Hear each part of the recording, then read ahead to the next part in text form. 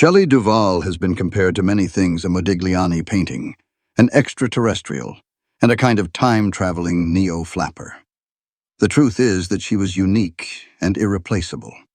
She possessed an incredible charisma and gave cinema one of the most harrowing performances of all time as Wendy in The Shining. However, one day, while working on a Steven Soderbergh film in the Texan desert, something struck her. She decided to slip away from Hollywood and disappear for 20 years. The media hunted her down to no avail. Finally, the truth was revealed in the most awful way possible, following her recent passing.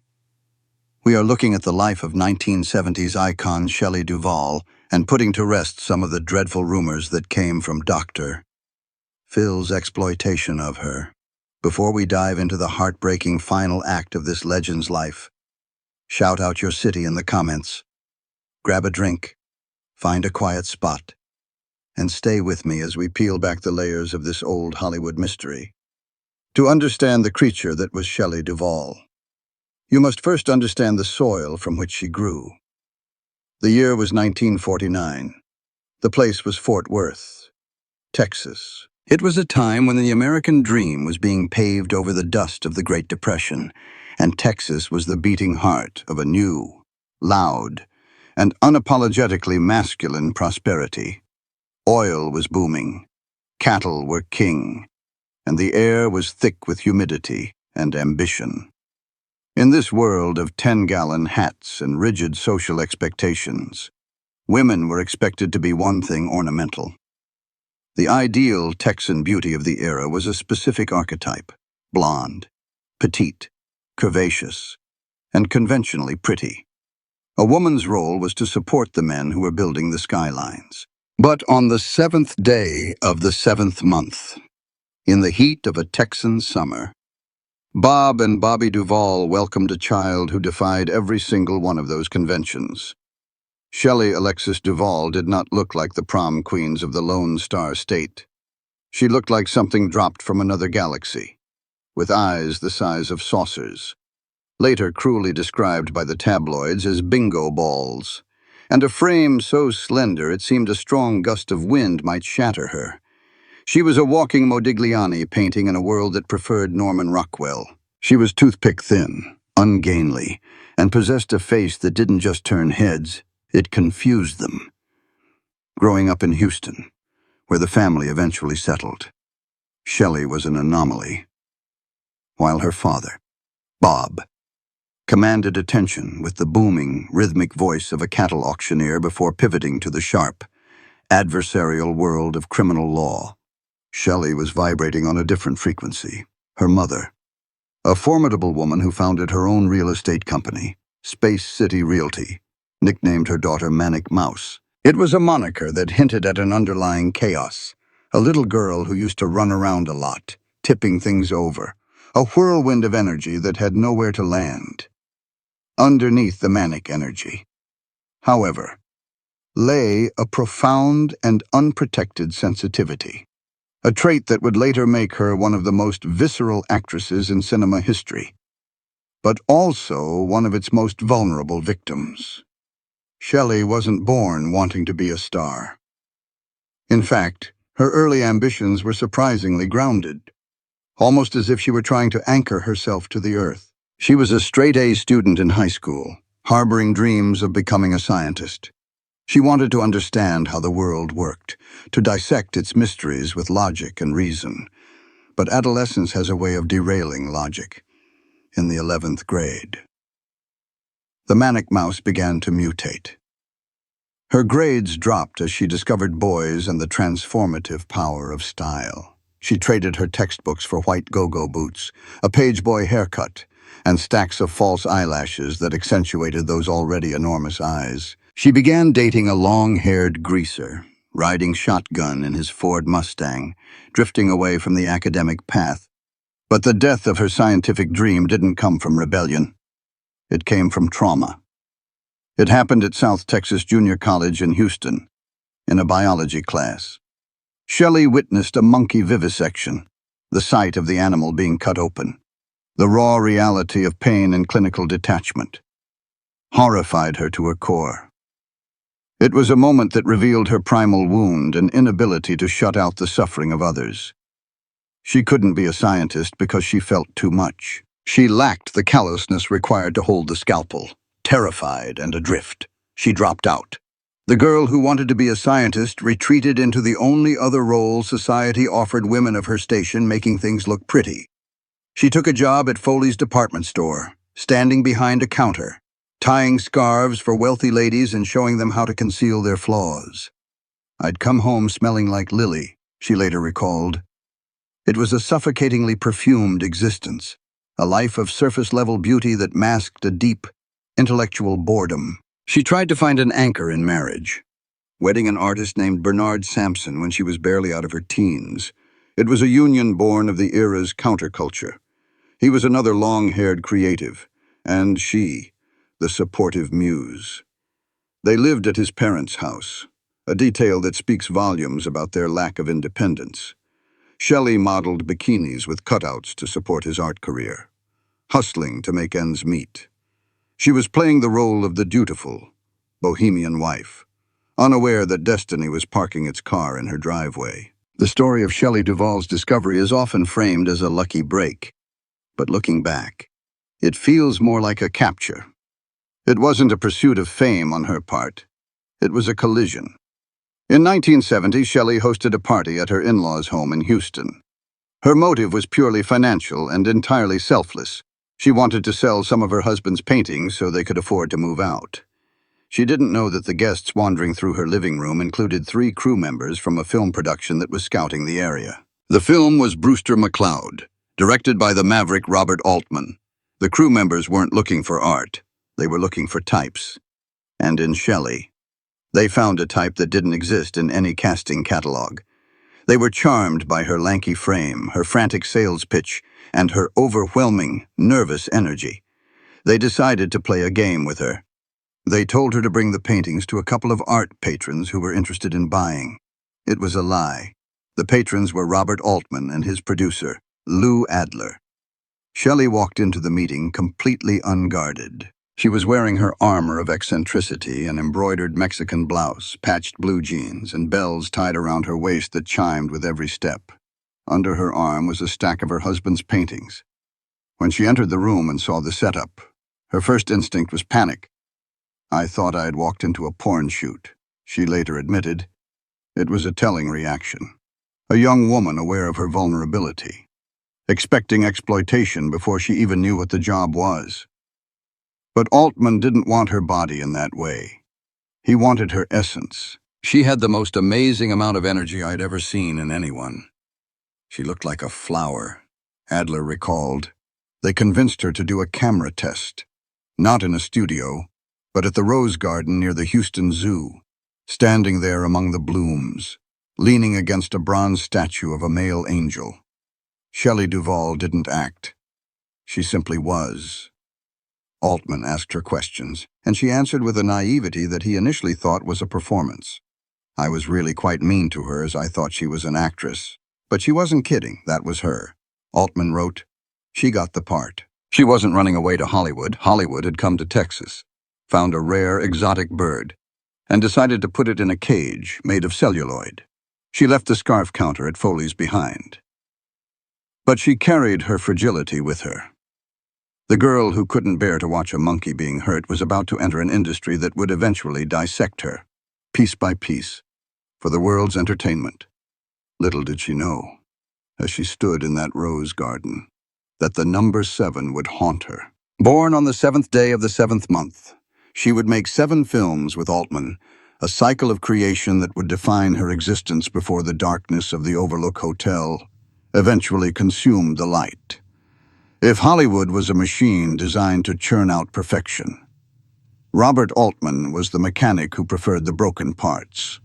He didn't just cast Shelley Duvall, he anointed her. He saw in her unusual affectations, her Texas twang, her stumbling speech, her wide-eyed gaze. Not flaws to be corrected, but a raw authenticity that the polished stars of the era lacked under Altman's wing. Shelley didn't have to act in the traditional sense. She just had to exist. He pulled her aside early on and told her she was a great actress, a validation that gave her the confidence to stand in front of the camera without shedding her skin. This was her big break. Not a single role, but the permission to be herself. Throughout the early 1970s, she became the face of the new Hollywood avant-garde.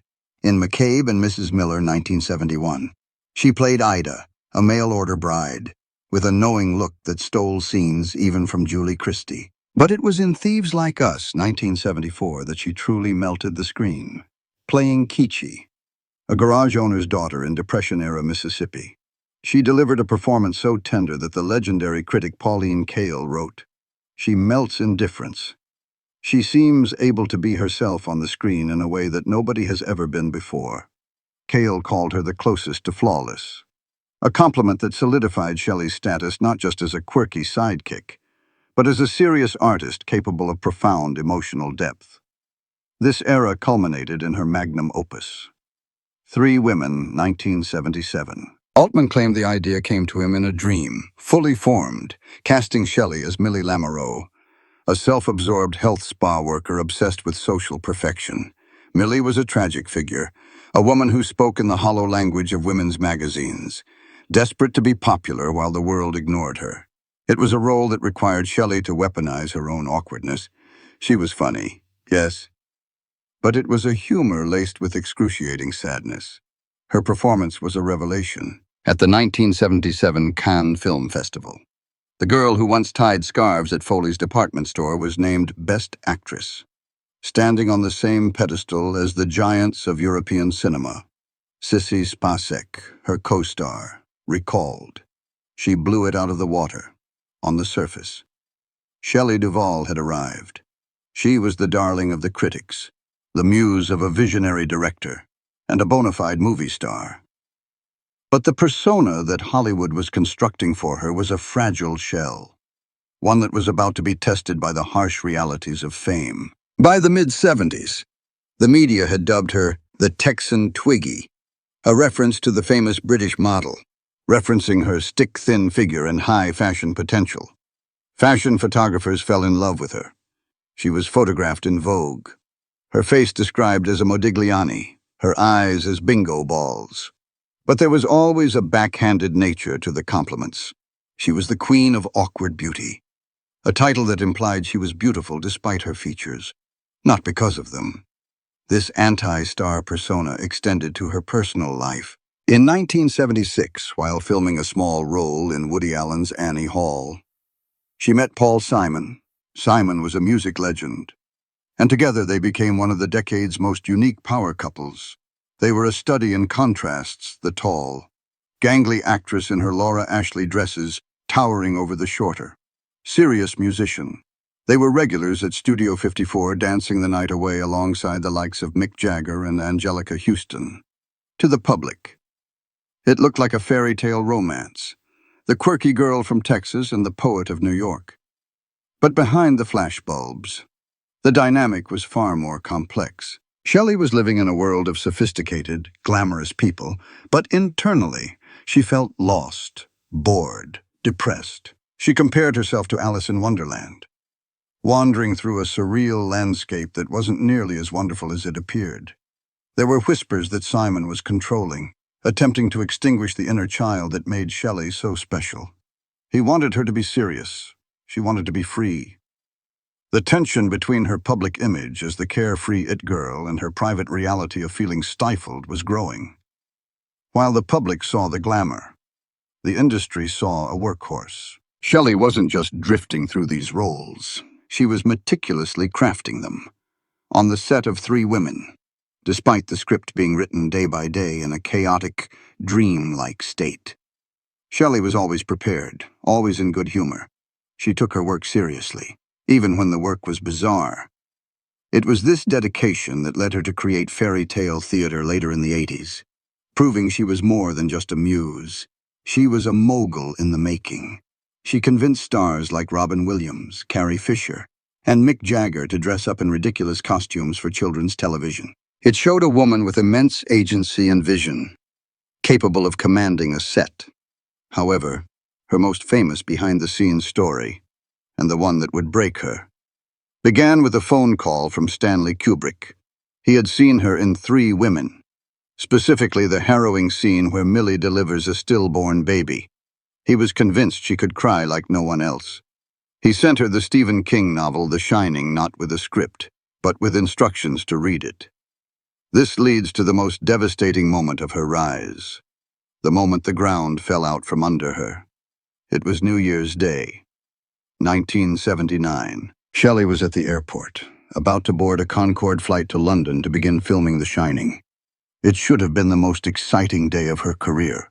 Instead, Paul Simon chose that exact moment to break up with her. He had been having an affair with her friend, Carrie Fisher. As Shelley stood there, luggage in hand, ready to cross the Atlantic for the longest and hardest shoot of her life, she was emotionally gutted. She boarded the plane and cried throughout the flight. If Robert Altman was the gentle gardener who let Shelley Duvall bloom, Stanley Kubrick was the harsh winter that froze her to the core. The production of The Shining was not merely a film shoot. It was a siege. While Altman's Three Women took a breezy 6 weeks to film, The Shining dragged on for a staggering 56 weeks, over a year of continuous psychological warfare. The delay was partly due to a fire at EMY Elstree Studios in February 1979, which gutted the Overlook Hotel set, the largest ever constructed at the time. But the fire was only a physical manifestation of the production's hellish nature.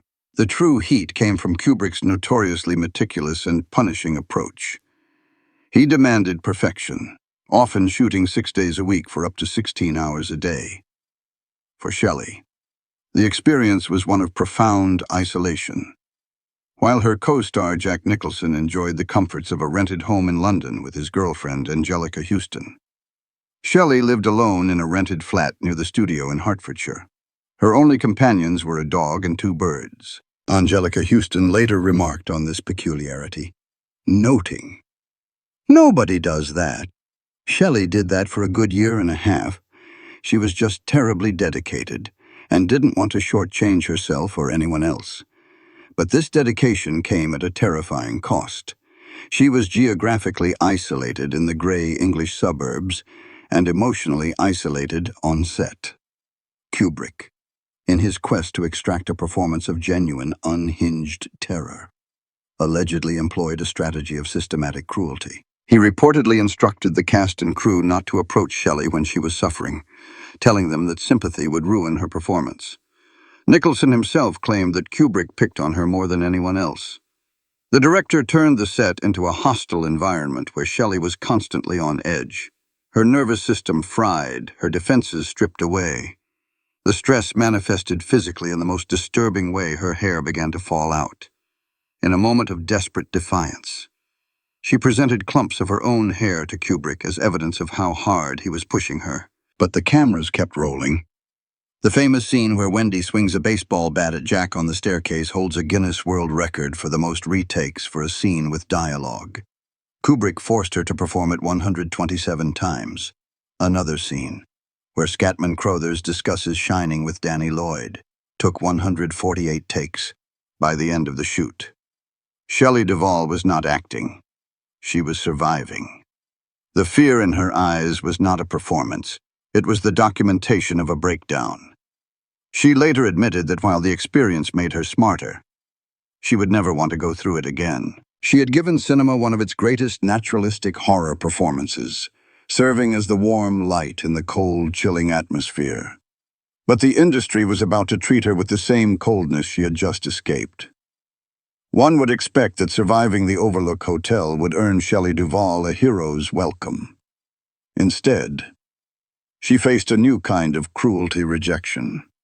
When The Shining was released, it wasn't immediately hailed as a masterpiece. Critics were divided.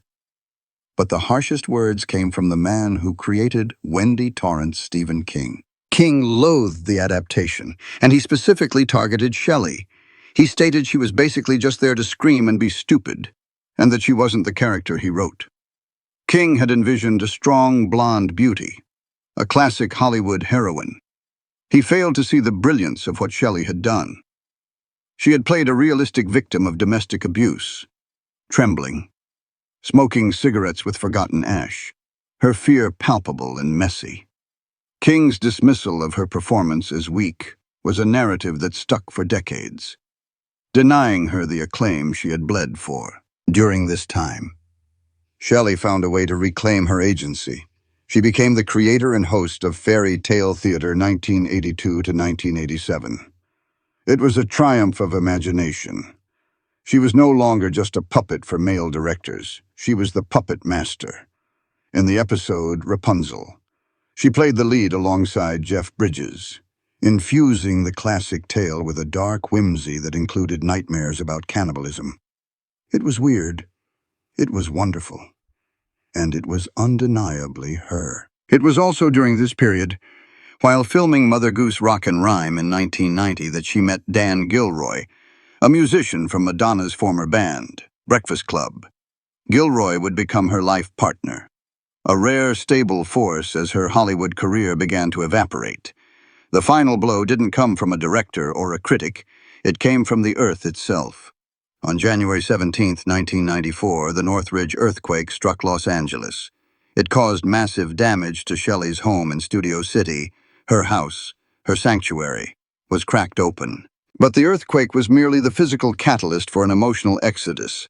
Shelley later hinted that it was people, not earthquakes, that wore her out. She was exhausted. The industry had extracted her youth, her hair, her tears, and her sanity, and given her very little in return. While filming The Underneath for Steven Soderbergh in Austin, Texas, Shelley found herself in financial trouble. It's not just owning something that makes money. You have to also control it, she realized. She felt the walls closing in. She needed help. She needed her mother. And so, in a move that baffled the industry, she packed her life into a truck. She took her 36 birds, 8 dogs, and 2 cats. She left behind the 3-acre hillside property in Studio City. She drove out of the smog of Los Angeles, away from the memories of the Overlook Hotel, away from the ghost of Paul Simon, and back to the flat plains of Texas. She settled in Blanco, a small town near Austin. Her mother suggested she try painting to make money, noting that Joni Mitchell gets $40,000 a painting. Shelley thought about it. I might as well try, she said. But mostly, she just disappeared. If Shelley Duvall's retreat to Texas was an attempt to heal, the world was not content to let her convalesce in peace. For nearly 2 decades, she existed as a ghost story in Hollywood, a mystery to be solved. Then, in 2016, the silence was shattered not with a comeback, but with a sideshow. A producer from the Dr. Phil show tracked her down. What followed was one of the most disgraceful hours in television history. The episode, titled A Hollywood Star's Descent into Mental Illness, Saving the Shining Shelley Duvall, was not an intervention. It was an exhibition. The woman who sat across from Phil McGraw was unrecognizable. The wide eyes that once charmed Cannes were now clouded with paranoia. She rambled incoherently about whirring discs in her body and claimed her late co-star, Robin Williams, was not dead but shape-shifting.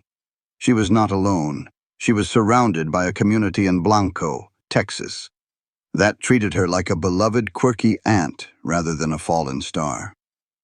Dan Gilroy. Her partner since 1989 remained her steadfast protector, shielding her from the likes of Dr. Phil, who kept calling her mother even after being told to stop. A young artist named Ryan Obermeyer also entered her life, not to take, but to give. He tracked her down to return lost fan letters and memorabilia he had found on eBay. He became a close friend, driving her to appointments and organizing simple joys. For her 70th birthday in 2019, there were no paparazzi, just a small group of friends at a Red Lobster. Obermeyer even arranged a surprise FaceTime call with Paul Rubens' Pee Wee Herman, her old friend from Faerie Tale Theatre.